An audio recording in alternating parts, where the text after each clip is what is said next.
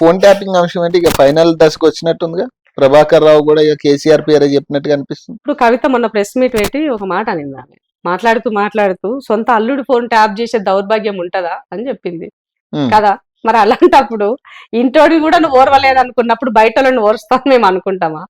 ఓడిపోతామన్నది చాలా clarity picture మీకున్నది కాబట్టే ప్రతిపక్షంలో ఉన్నటువంటి వాళ్ళు ఏం అడుగులు వేస్తున్నారు, ఎలాంటి డిసిషన్ చేస్తున్నారు, వాళ్ళు ఎవరికి మద్దతు తెలుపుతున్నారు, వాళ్ళకి ఎవరు మద్దతుదారుగా నిలబడుతున్నారు, ఇవన్నీ మీరు ట్రాక్ చేశారు. ఆ ట్రాక్ చేసిన దాని మూలంగానే ఇవాళ అన్ని ఒక్కొక్కటిగా ఎంక్వైరీలో తేలుతున్నాయి. ప్రభాకర్ ఆల్మోస్ట్ వాళ్ళు కొంత చేసినట్టుగా ఉంది. సో నిన్న మీకు ఆ రోజు మీ పార్టీకి ఆయన ఒక స్ట్రాటజీగా క్షేత్రస్థాయిలో సర్వేలు చేయడంలో పనిచేసినటువంటి ఆర్ఎం మస్తాన్ గారు కూడా ఏం చేశారు, ఏం చెప్పారో కూడా చూస్తున్నారు. సో డెఫినెట్ గా ఇవన్నీ కూడా ఏదైనా పాపం ఎక్కువ రోజులు దాగదు, కానీ ఏదో ఒక రోజు ముందుకు కేటీఆర్ మీద అనుమానాలు వ్యక్తం చేశారు కాంగ్రెస్ వాళ్ళు ఎక్కువ, అంటే ఈ ఫోన్ ట్యాపింగ్ అంశంలో.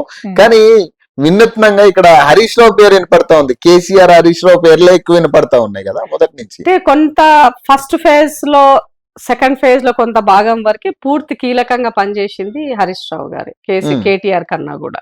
తర్వాత కేటీఆర్ మెల్లమెల్లగా షాడో సీఎం లెక్క పనిచేసుకుంటూ వచ్చారు.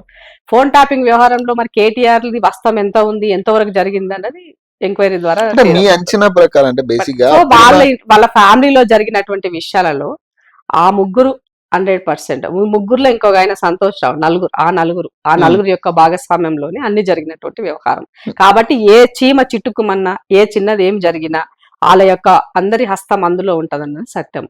ఆస్తులు అట్లే పంచుకున్నారు, రేపు అవమానాలు కూడా అట్లే పంచుకోవాలి. ఈ రాష్ట్రం దోచుకున్న దాంట్లో అన్ని భాగస్వామ్యం ఉన్నది, రేపు జైలు జీవితం కూడా గట్లే పంచుకోవాలి మామ అల్లుళ్ళందరూ కూడా. కాబట్టి ఈ విషయంలో తెలంగాణ సమాజం ఎప్పుడూ కూడా వాళ్ళని హర్షించదు. ఈ తెలంగాణ సమాజానికి ఒకటి విజ్ఞప్తి చేయదలుచుకున్నాం. రేవంత్ అన్న తనకున్నటువంటి దాంట్లో 1కి 4 వంతులు తన వంతు ప్రయత్నం చేసి పనిచేస్తున్నారు. రాష్ట్రాన్ని పూర్తిగా దివాలా తీసి ఇబ్బంది ఉన్నటువంటి సందర్భంలో ప్రజాక్షేత్రంలో ప్రజలు కూడా నాయకునికి సహకరించాల్సిన అవసరం ఉంది, నాయకుడికి సమయం ఇవ్వాల్సిన అవసరం ఉంది. నాయకుడికి మరింత మనం బలంగా నిలబడితే మరింత బలంగా పనిచేయడానికి మనం అవకాశం ఇచ్చిన వాళ్ళం అవుతాం. కాబట్టి ప్రతిపక్ష నాయకులు మాట్లాడే ట్రాప్ లో పడకుండా ప్రజాక్షేత్రంలో నీ ఇంటి ముందుకు ఏమొస్తుంది, నీకేమొస్తుంది, చెప్పిన మాటల్లో ఎంతవరకు నిలబెట్టుకున్నారు అన్నది చూడాలి. ఇవాళ ఇంత మాట్లాడుతున్నారు కదా, మొన్న గ్రామ పంచాయతీ ఎన్నికలు జరిగితే గ్రామ ఓటర్లు ఏమి ఇచ్చారు తీర్పు? కాంగ్రెస్ ఇప్పుడు అబద్ధాలకి అంతు లేదు. అతలున్నోడు అధికార పార్టీకి వస్తాడంటే నమ్ముతారు ఎవరైనా, కానీ ప్రతిపక్షంలోనికి పోతే ఏం చేస్తాడు? సర్పంచ్ కి గ్రామ నిధులు ఎవరు ఇస్తారు, ఎక్కడి నుంచి వస్తారు, ఎవరు కొట్లాడతారు కదా. కాబట్టి మరి ఏమైనా వాళ్ళకి ఇచ్చే ఖర్చు పెట్టుకొని చేసిన వానికి మనోడు ఏమైనా డబ్బులు ఖర్చు పెట్టి ఆల్రెడీ దాచుకున్న పైసలు ఉన్నాయి, పార్టీ ఫండ్ 100 కోట్లు ఉంది వాళ్ళ దగ్గర. కాబట్టి కాంగ్రెస్ పార్టీ కన్నా అత్యధిక ఫండ్ ఉన్నది వాళ్ళ దగ్గర. కాబట్టి వాటిని ఏమైనా మరి ఇచ్చి కొనుగోలు చేసే పనులు ఏమైనా కేటీఆర్ ఉన్నారేమో తెలియదు మనకి. కాబట్టి అల్టిమేట్ గా ఇవాళ గ్రామ ప్రజలు రేవంత్ నాయకత్వాన్ని ఆశీర్వదించారు, బై ఎలక్షన్ లో పట్టణ ప్రాంత ప్రజలు ఆశీర్వదించారు.